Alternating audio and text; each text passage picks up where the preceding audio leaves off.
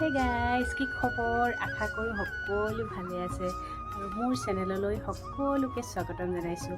আৰু আজি মোৰ ব্লগটো ষ্টাৰ্ট কৰি দিছোঁ।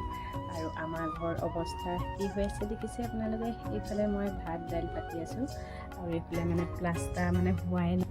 আৰু এতিয়া ৱাল প্লাষ্টাৰটো বেৰটো শুকাই গ'লে ধুনীয়াকৈ মানুহজনে ৰং মাৰি দিব আৰু টিভিটো তেতিয়া ধুনীয়াকৈ এডোখৰত ফিটিং কৰি। এতিয়া আমাৰ এটা প্ৰব্লেম হৈ গৈছে, শ্ব'কেছটো ওখ হোৱাৰ কাৰণে এতিয়া টিভিটো সেই ওপৰত ফিটিং কৰাৰ কথা ভাবি আছিলোঁ। তাৰপিছত আকৌ কেঞ্চেল কৰি দিলোঁ। এটা চাপৰ শ্ব'কেছ কিনি আনিম, তেতিয়া এইডোখৰ ধুনীয়াকৈ টিভিটো ফিটিং কৰিম, তেতিয়া ডিঙিটো নিবিষায়। এই ভোট জলকীয়াখিনি এতিয়া মই সৰুকৈ কাটি পিনে তেলত দি পিনে নিমখত দি পিনে ৰ'দত ধুনীয়াকৈ দিম। তেতিয়া মই কাটিবলৈ ষ্টাৰ্ট কৰি দিওঁ আৰু।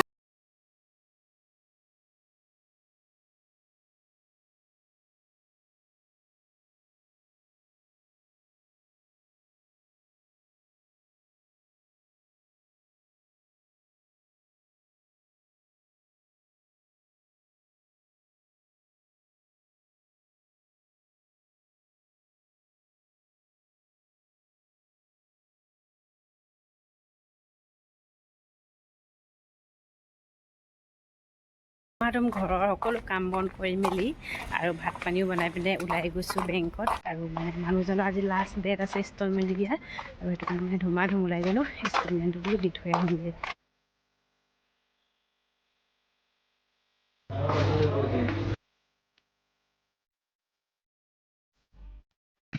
আৰু তাৰপিছত মই আহি গ'লোঁ বেংকত। আৰু বেংকত দেখিছে নাই বাৰু, গোটেই বেলুনেৰে ভৰি আছে। আৰু আজি এই ঘটনা বেংকটো 1 বছৰ হৈছে, সেইটো কাৰণে এটা চেলিব্ৰেট কৰিলে আৰু কালি। গাইজ, বেংকৰ পৰা অহাৰ পিছত ভাত পানী খাই শুই গ'লোঁ আৰু এনেকুৱা টোপনি ধৰিলে নহয়। তাৰপিছত মানুহজনো একেবাৰে গধূলিয়ে আহিলে। আৰু এতিয়া আমি শ্ব'কেছটো চাবলৈ যাওঁ। আৰু এইফালে আমাৰ গুণগুণে কিতাপ পঢ়ি আছে। তাইও যাম বুলি ঠিক কৰিছে। তাইক নিনো, তাইৰ পৰীক্ষা পৰহিলৈ পৰীক্ষা, সেইটো কাৰণে তাইক কিতাপ পঢ়ি পিনে তুমি এতিয়া ধুনীয়াকৈ কিতাপ পঢ়ি থাকা হা। আৰু আমি মানুহজনে মই গৈ থাকোঁ আৰু বস্তুটো চাই আহোঁগৈ। যদি পচন্দ হয় 2-3 পিছত লৈ আহিব লাগিব। কেৱলত গৈ এইফালে আমাৰ মিষ্টাৰে বাইক লৈ আছে। আৰু এতিয়া ময়ো বহি লওঁ আৰু।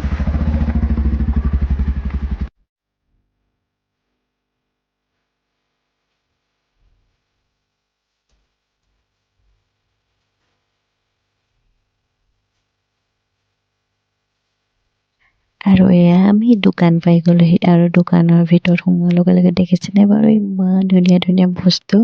আৰু চাই যে একদম সকলোৱে যে লওঁ লাগি গৈছেগৈ। আৰু এয়া মানুহজনে শ্ব'কেছটো চাই আছে। আৰু এটা পচন্দ কৰিলোঁ, আৰু কাইলৈ লৈ যাবহি লাগিব। আৰু তাৰপিছত আৰু বস্তু লওঁ হেঁপাহ আছে। আৰু আমাৰ ঘৰটো সৰু যে, বস্তুবিলাক থ'বলৈ জেগা নাই, সেইটো কাৰণে প্ৰয়োজনীয় বস্তুখিনিয়ে ল'ব লাগিব।